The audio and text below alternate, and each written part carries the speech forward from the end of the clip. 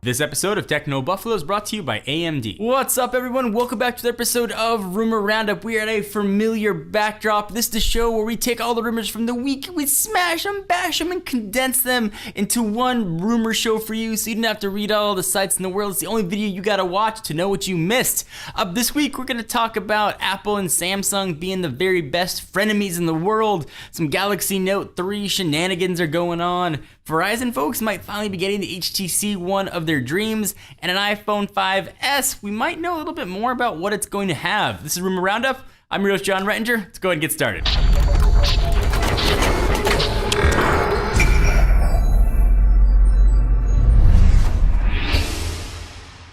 Alright, so let's start with the Apple and Samsung news. These two love to hate each other. Evidently, Apple is switching back to Samsung for LCD screens. Lawsuits clearly won't stop Apple from partnering with Samsung, which means it may cut orders from other partners such as Sharp and LG. Sucks to be them. The reason behind the move is likely a nod to the South Korean company's ability to produce touch screens using thin glass in super large quantities very fast. The glass is used in everything from the iPhone and the iPad and MacBook. Samsung is also one of Apple's largest suppliers of processors and memory. Part of me, though, kinda misses the old Steve Jobs way of doing things. We had a similar situation back when the iPhone first came out and they were trying to get all the flash storage out there. Essentially, Apple went to all the supply chains that sold flash storage and said, listen, give it all to us for the next 5 years. We will overpay for it. Essentially, that created a shortage for every other company. I'm kind of surprised Apple is not just gonna go in and snap up a supply chain that creates displays and buy all the raw materials and create a bottleneck for everybody else. It makes for a fun story. The Galaxy Note 3, supposedly, it's going to pack a Snapdragon 800 processor, a more powerful chip than the Snapdragon 600 in the Galaxy S4, as well as a pretty similar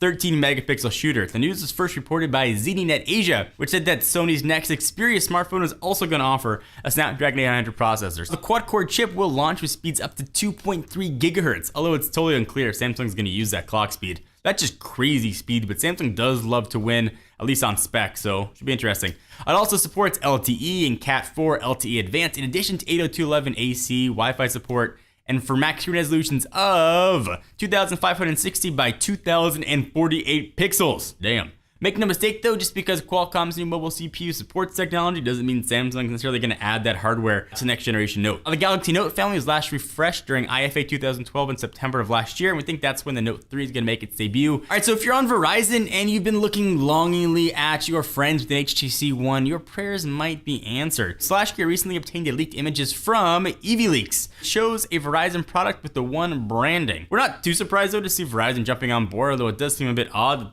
Carrier wouldn't just offer the phone sooner rather than later.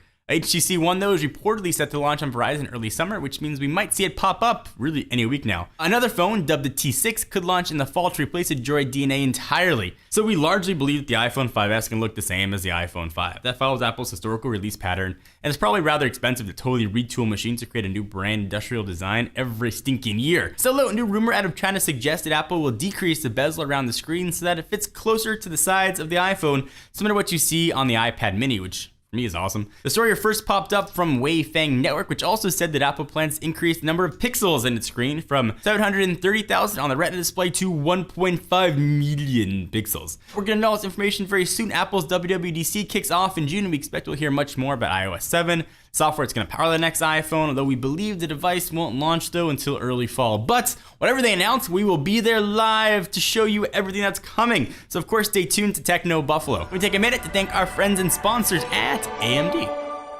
What's up, everyone? John Rettinger from Techno Buffalo here. In our last video, we had some fun with this AMD TEMOS chip, but now it's time to get down to business. It's not a spy tool, it's the AMD A6 APU. It's actually a thing you're going to want to use to do games on, do your computing on, and do everything you do on a computer. So what I do most on a computer is I want to play some games. So I installed the game that we play the most here at Techno Buffalo office. We actually have pretty heated Left 4 Dead battles. So we installed Steam on this guy, put Left 4 Dead 2 on it. I want to see how it performed. It's kind of crazy to see something that looks like this, eventually going to be in a package that looks like this. This is going to be the new A-series chip. It's going to power pretty awesome looking devices, but I really want to see if that awesome look to just skin deep or if we can actually play some games. Let's go ahead and take a look. I knew it could handle everything on the lower settings, so we thought it'd be more interesting and a better test of the machine's capabilities to bump it up. So we kicked it up to 1080p, we kept the film grain at about 30%. Effect detail, we went to high. The model texture detail also got kicked up to high. I wanted to see how it performed, if we had any frame rate dropping, what the boot time was, if the fans kicked on like crazy, and just how overall gameplay was. Booted up pretty quick, about as quick as it does on the i3 rigs that we usually play on here at the office.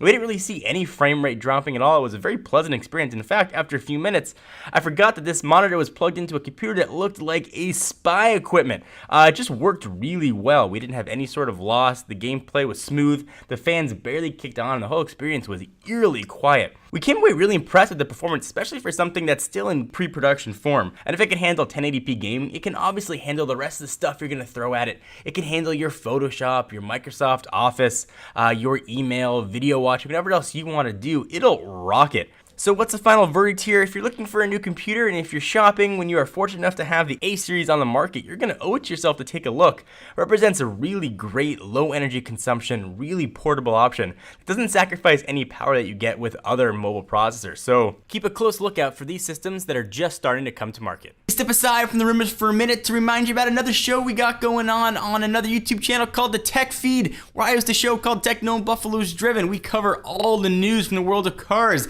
This week we got a ton of awesome stuff to talk about, including the power of the Corvette C7 and other awesome tech news that I want to share with you. You should check it out. Thank you guys for watching the episode of Rumor Roundup. Hope you enjoyed. Please give the video a thumbs up. We'd most definitely appreciate it. I'm John Rettinger, and I'll see you next video.